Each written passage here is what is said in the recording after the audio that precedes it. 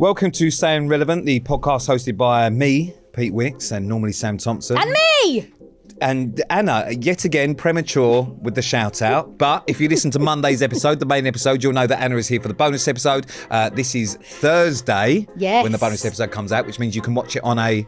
Monday. No. Tuesday. No. Wednesday. No, there's Thursday, 7 of them. Go to the last one. Sunday. So you can watch this on a Sunday.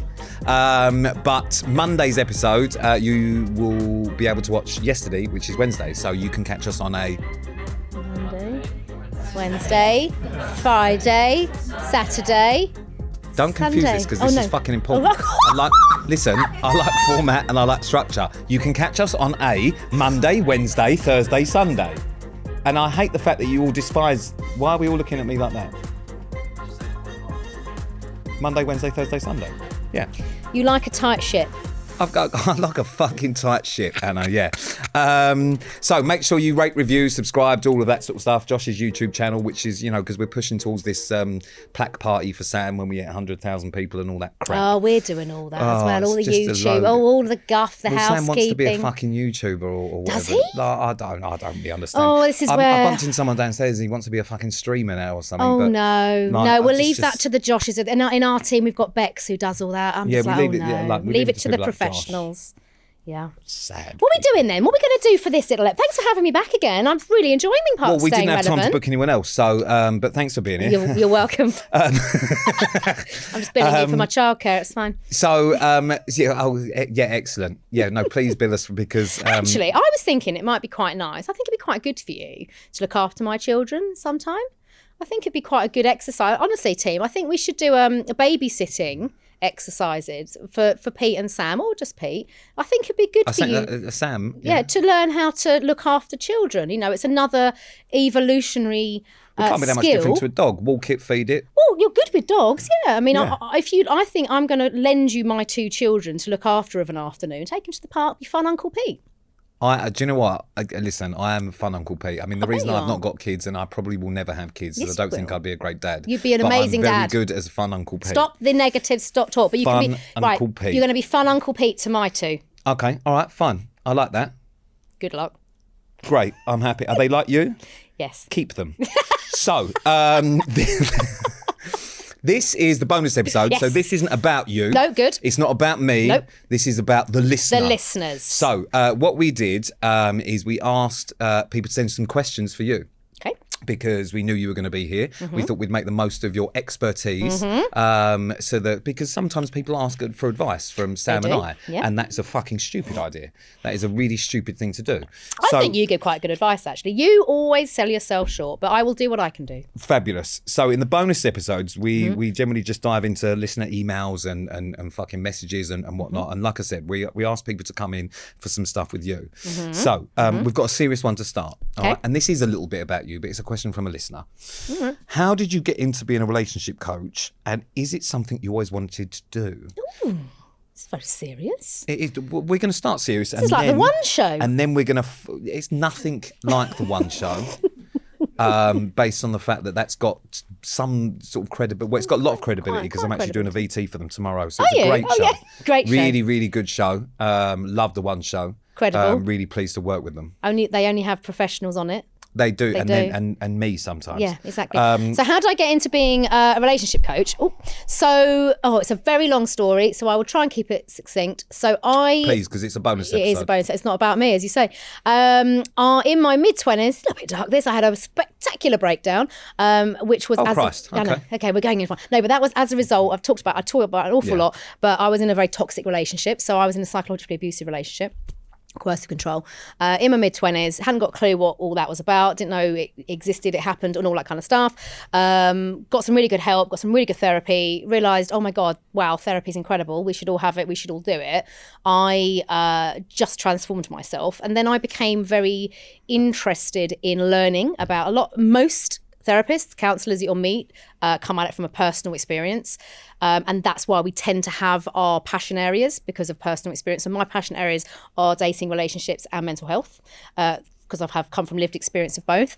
So I started to train from 2009 in talking therapies in all kinds of modalities, we call it. That's different disciplines within the world of psychotherapy and counselling and coaching. And it was always going to be my thing that I never did publicly, ironically. And you fucked that massively, big time. It was always my thing. When working, couldn't have got more public, really, could you? I know, and it's because as well, working in this industry, as you'll know, like you never know when your next gig is coming, and way back then certainly didn't. And it was kind of my thing, like it was my thing, my kind of career, my qualifications that no one could ever take away if kind of telly and everything fell away. And then best laid plans and all that. That was not a game plan. I'm not that clever.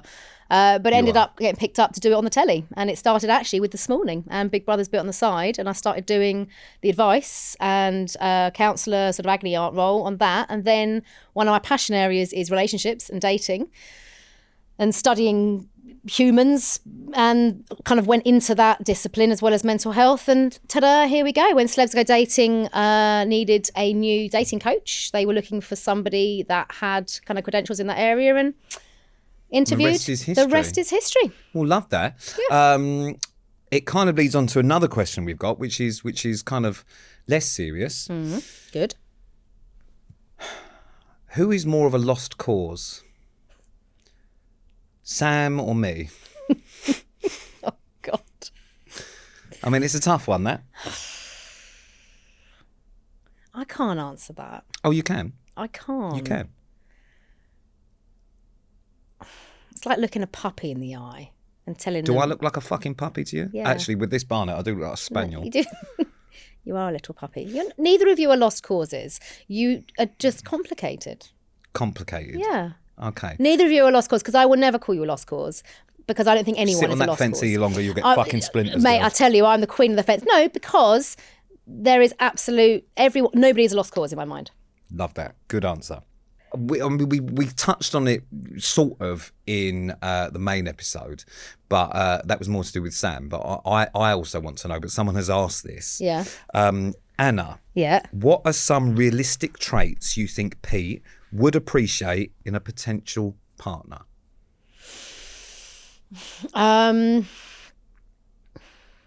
You need somebody that What do I need? You need someone that is smart, someone that's intelligent, someone that is emotionally mature, someone that has a secure attachment style, somebody that is into animals and in a healthy way, because you're laughing at me like that. I don't mean anything weird around that. That's not where I was going. That's where your mind went. Do you know what you need? You need someone that is not in this industry. Yes. And I've always told you that. I agree with that. And you need to find someone that is on your equal intellectual level, which is a high one. You don't give yourself that credit. You do, because when you're not having cameras in your face and you talk about all kinds of intelligent shit. So it's for you to recognize that you absolutely hold your own. And I see you with someone, a professional such as, I don't know, a doctor or someone who is not in this industry, who values privacy, who doesn't need or have any, who has their own shit going on, that you complement each other. You need an interdependent relationship. We all do, but you really do. I mean, attachment styles are a really interesting thing. Because you're an avoidant.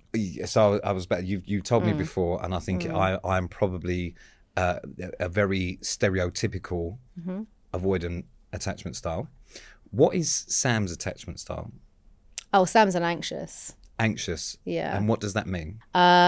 He's terrified of change, of people being leaving him alone, and that's challenging. But what's important to know that with attachment styles, everyone's got one. Yeah. They're not a negative. They're just understanding. It's just a way of labeling or understanding yourself. It's like everything. Yeah. It's like when we talk about neurodivergent people. There's no negative around it. It's just a way. Some people get really shitty and eggy about labels, but I personally find them really helpful. Yeah. When I got diagnosed with GAD, generalized anxiety disorder, I found it really helpful because it was like, okay, so I understand it's a thing. I don't feel insane. I understand it's as a result of having gone through trauma, and I am highly anxious in certain, situations. So I think with attachment styles, it's just useful to understand what yours is. And I'm sure a lot of people that will be listening to this as well probably understand a little bit, whether they've been to see someone who was specifically an expert who was told them what their attachment style may be. Are there specific attachment styles that attract other attachment styles? So, for example, Sam and I, me being avoidant, Sam being anxious. That is a magnet. So in terms of partners, obviously, Sam and I are friends, and that's probably part of the reason our friendship works. Yeah. But does that mean that Sam, what is the attachment style that Sam is probably most likely to attract, and what is the attachment style that Sam is most likely to need, and the same for me? Well, you both need a secure attachment style because you can help adopt healthy behaviours through a secure that can help just give you that space to accept who you are, to give you that, to give you what you need. I'm not a massive expert in attachment styles. I know, like we all do, we kind of know, bits about it. But an anxious and an avoidant typically attract each other, but then by the very nature of it, repel each other because you're almost validating your worst fears. He does repel me. Yeah, he does repel you, but you're sort of validating your worst fears in each other through how you each present, and that kind of is in a relationship. It's sort of the anxious is desperately wanting the attention, the validation. They're not going to get it, so it validates that, oh God, I'm not lovable, I'm this, and the avoidance going, oh Christ, I don't want to be around you. Yeah, I need my space. I don't want to be around you. And so what it actually does is it repels. So what is important is you just understand how you present and show up, and you can change your attachment styles. You can change them. I used to be an anxious, and I would say I'm quite secure. I think mine's probably changed a little bit over the years. I think I'm less avoidant than I was. I massively think so. Still very much stay the fuck away from me. But when you find the right person, and that's why I say for you, it is about dating outside, I think, of your typical dating pool.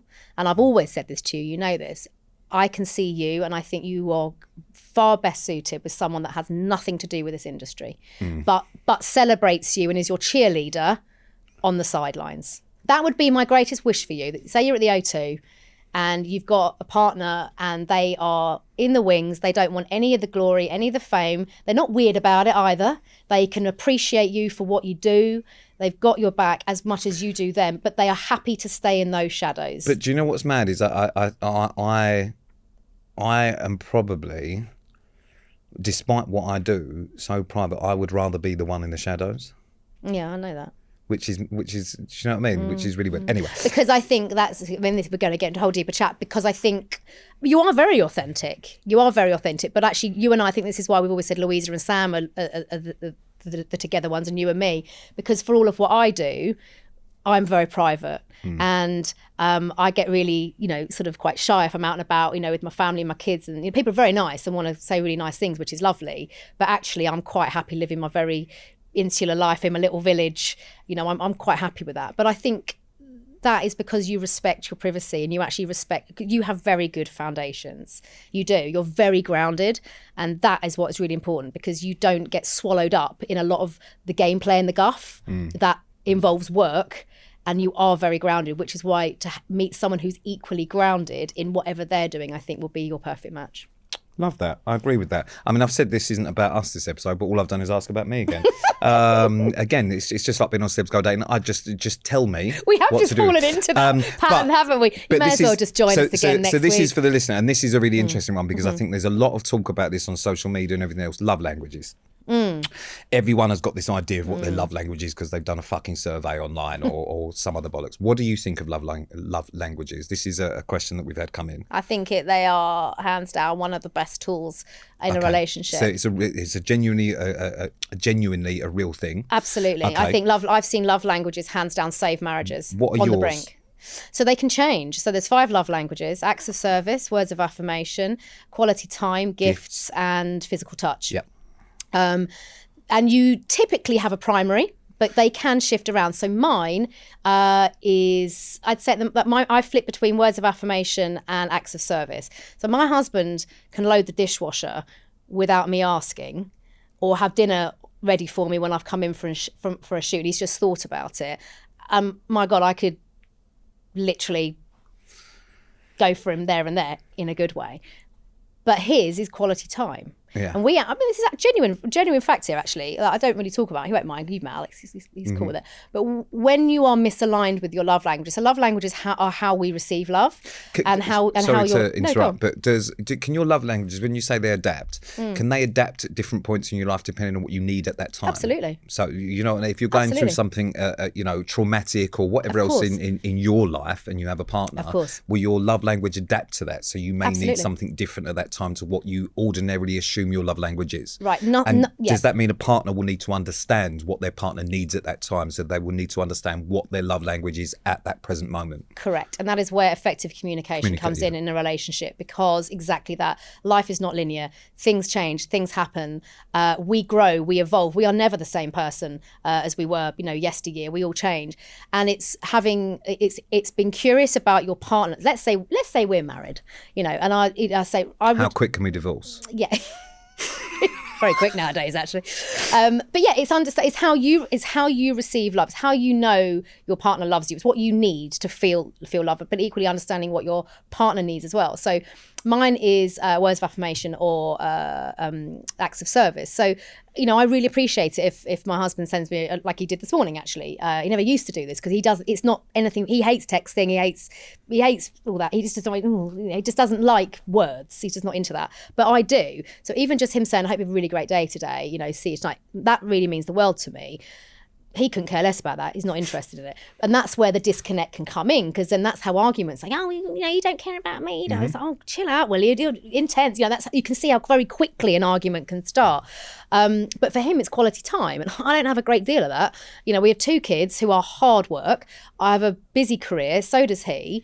But I recognised that arguments would start when I wasn't giving him my undivided attention on occasion, not all the time. And these are the biggest culprit, phones. So if we're at home and he wants to talk to me about something and I'm like, yeah, beep, something's kicked off, on the phone, it would infuriate him and it would start a Barney. So now I know it's really important that when quality time is exactly that. It doesn't have to be lots of time, but the time you do have together, make it quality and make it all about them. I love that. Yeah.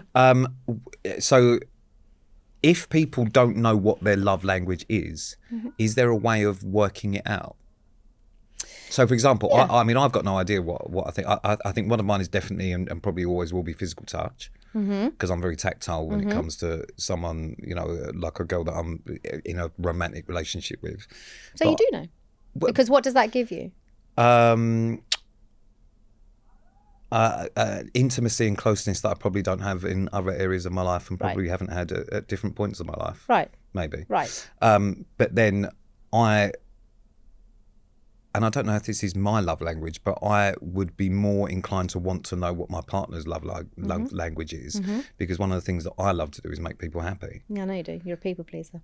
Yeah. That's not a bad thing. But that's not like my love language. That's what theirs is. So giving acts of service is probably something, but that's not for me to receive. I don't care about people doing anything for me other than probably a bit physical touch. Do you need to know what your love language is? Or do you need to know what your partner's love language is? I think being absolute is not necessary. I think you can be curious and you can have a tendency to gravitate towards one or the other. And I think when it comes to your partners, you can ask outright, or you can just subtly pick up on cues. Being really curious about, people give away so many clues and cues with body language, the way they respond, and it's picking up on those, and noticing how people react to doing certain things. So I always say to people, if you're in an early relationship or something, and maybe your partner thinks love language is a load of old bollocks, you can sort of do a bit of a investigative by trying things out, seeing how they respond to you, dropping them a text message saying I love you or have a great day or whatever it may be, or if they sort of repel. Some people don't like, my husband's not great on physical touch. Like he's, obviously we have an intimate relationship, but the 2 kids would suggest it would suggest it. But he doesn't like, I love how I'm a really tactile person, as you know. I'm always huggy kissy with everybody.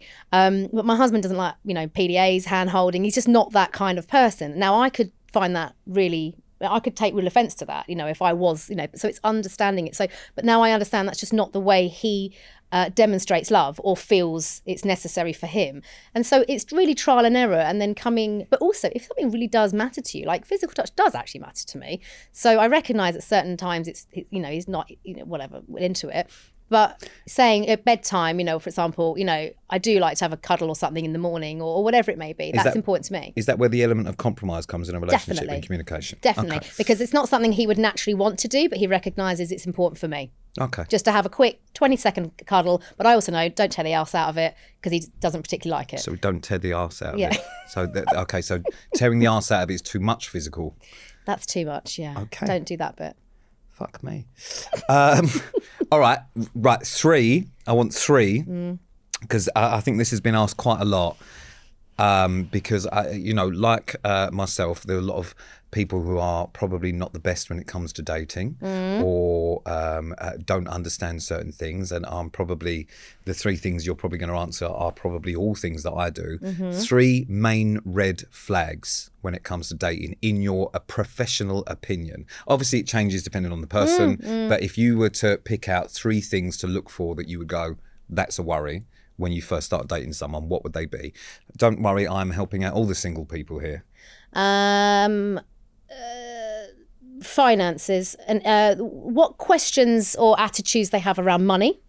So asking what you earn, being eggy about splitting bills, placing too much emphasis on financial status. Okay. I would say that is a red flag. Yeah, and I'm not saying it's a bad question to ask, because finances and relationships are very interlinked. In fact, it's one of the number 1 causes of relationship breakdown. But in the early stages of dating, someone's perception around finances and around status and wealth is, if those questions are a bit too invasive or there is a placed on too much expectation around that, then yeah, there's a bit of a red flag. So finances? Yeah, finances. I would say being rude to waiting staff. Fucking top one for me. Cab drivers or, I was with someone the other day actually who was just really rude to a waiter, and I was like, God, that's such a shitty quality. Yeah. Like as a person in general, actually. Yeah. So yeah, notice manners. How manners and etiquette. Observe how they treat others, not just you, but others. Yeah, because when you're on a date, people are obviously presenting the best version of themselves for you because they're interested in an end goal potentially. But actually, the people that they would consider don't matter, and how they treat them regarding the situation, how people treat them volumes. Speaks volumes about the type of person that they potentially are. Love that. My 3rd red flag would be trashing your ex. Ooh, nice. Yeah. Okay. Don't slag off your ex. Yeah. When you're freshly dating someone, don't put on your dating profile, not looking for insert crap quality, because that reminds me of, it's not saying it's not true. You might think your ex might have been an absolute bellend, but don't slag off your ex. Okay. Keep it neutral. Keep it classy. And last one. Do you, before you are about to date or think you're in the right frame of mind to date, is it as important to know what you don't want as it is to know what you do want? Oh, absolutely. Absolutely. Because people always have this idea, my type, and this is what I want, and this is blah, blah, blah, blah, blah, blah, blah, blah. I hate the type thing, as you know. I find that just so limiting. I despise it as well. Because I get asked all the time, like, as a single guy, what's your type? What's your type? You should just say someone who's breathing. Yeah. but it limits you straight away, because typically as well, we when all those tick box exercises, I'm not saying when it's tall, like a flipping TikTok, video, isn't it? But it's typically based on a previous relationship or previous people we have found attractive, gone out with, and let's be honest, by the fact that that person is now single, it ain't worked out. Now, it's not to say that they're not those characteristics aren't important, but you are limiting yourself completely when you start to tick box. It's hard enough to meet somebody that's compatible, let alone you ain't got to tell me. Limiting it even more with an unrealistic tick box. And also, often it's based on aesthetics. The amount of people that meet and marry the love of their life, and they'll go, oh, completely not my type. And it's like, I know. It's because actually there's so much more to a person. It's so nuanced when you meet anybody. And I always say to people, please throw away type. And just, you can obviously, I think the best thing to latch onto is qualities, values.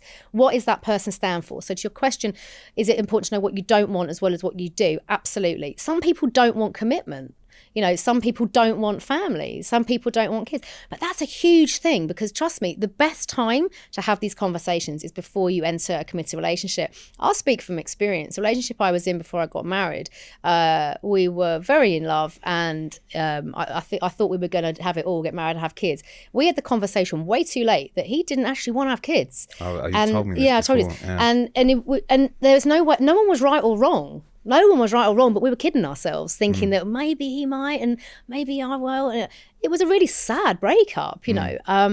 So it's really important to know what you, and actually he should have been really clear with me at the beginning. I don't want kids. How big a deal is that for you? And I should have been more clear. Kids are a real deal breaker for me. And it's tough to do that. And you also don't want to come on too strong. I get it. You have to judge it when you bring up these conversations, but it is really important to know what you don't want. And like I say, some people do just want a casual relationship. That's perfectly fine, but don't be looking for someone that's intending to have a committed relationship, because there's going to be a really eggy conversation somewhere and someone's going to get hurt.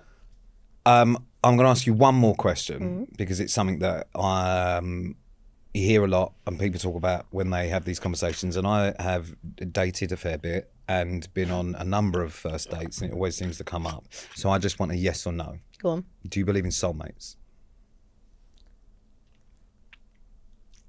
Yes. Good. I'm going to leave that there. Nice. Thank you. Right. Lastly, Luana, obviously super successful and have done a number of tours, and Luana's big night in, big night out, fucking everything. I don't know. Listen, I don't know if you know, because we don't like to talk about it and we haven't made a big thing out of it, but we are doing the O2. There is a segment of the show, because I am currently still the only person that knows what's happening in the show.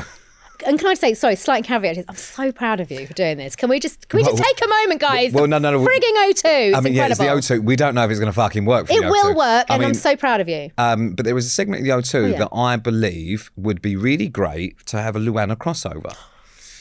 This is good. What date is it again? Plug it. September the 19th. September 19th. Okay, this is good. I apologise, but I don't really need to plug it. Do you know what? No, do you know what? There are going to be some more tickets on sale coming very soon, but it is one night only. We're only doing one night, September 19th. I knew you were doing one night only. Well, I mean, it's a bit of a barn to fill, babes. Oh, well, it's not as hard as Not as hard as... Do you know what? We would love... This plays quite well, actually, into... No one actually knows this. You're probably killing me for saying this. So Louisa and I had got a couple of shows planned at the back end of this year. We'd already put down our hard-earned readies on a couple of big venues. Then we realised, I can't be asked. We need to write a new show. And we haven't got time to write a new show quite this year. So we've pushed our show ideas back to 2026. So actually, this plays in beautifully with us, Pete, because it's a favour for a favour. Yeah, I see where you're going. But also, we're available, because around September was when we were supposed to be doing it. And now we've gone... We need more time for this, because I think we want to go, let's just say, what do Luana love doing? Singing and dancing. Takes a lot of effort to do the singing and dancingness we've discovered. Yeah. We can't do back of a fag packet. So we'd love to accept. Okay, amazing. All right, it's lovely. So there's going to be a little Luana cameo at the O2. Love this. And then if you are looking for Luana tickets for 2026, it sounds like I'll be making an appearance. I'll be honest with you, I think we were close to me making an appearance once before. You did make an appearance. Oh, I did make an appearance. No, you did. Yes, awkwardly. Awkwardly. Bless you. I collared you when we were in Crete to film a tiny little line, which we played into the show. It was like a montage, and it went down a storm every night, to be fair. So thanks, mate. In fact, I owe you the favour, actually. We owe you the favour. Well, listen, it's never a favour when you're a friend. Anna, that's the bonus episode done. Thank you so much. I know you've taken up extra time today to do this, because we talk so much. We do, but I would never, ever leave my children in somebody else's care for anyone else other than you. But they are in someone's care. They are, yeah. Okay, my friend Danielle. My friend Danielle's looking after them. She's giving them tea and snacks. It's fine. Tea and snacks. Amazing. But actually, on that note, let me know when you want to do Uncle Pete babysitting, and we'll get it sorted. Actually, Enzo, my eldest, is quite into trampolining, Jump City. So if you wouldn't mind taking the kids to like an inflatable soft play trampoline park. I mean, I'll pay for them. I'll pay for you as well. And I'll even pay for the little socks you have to wear. I thank you, but I would mind, and I don't want to. We can work on that. Okay.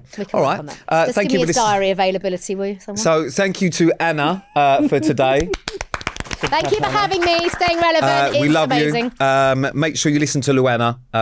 It is a fucking brilliant podcast, and thanks, there's a massive crossover between the two. If there you really want is. two fucking slightly weird best friends that talk bollocks, then either listen to Staying Relevant or Luana. Oh, they do. And actually, I'd also like to say, because if we have any Luana fans listening to this as well, they all bloody love Staying Relevant, and justifiably so. And that's the same with the Staying Relevant fans. Thank you. We're all the same. Yeah, wonderful.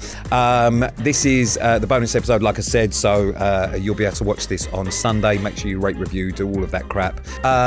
Yeah, that's it. Fuck off. Ta-da. Ta-da. Thanks for having me. This has been a Staying Relevant production.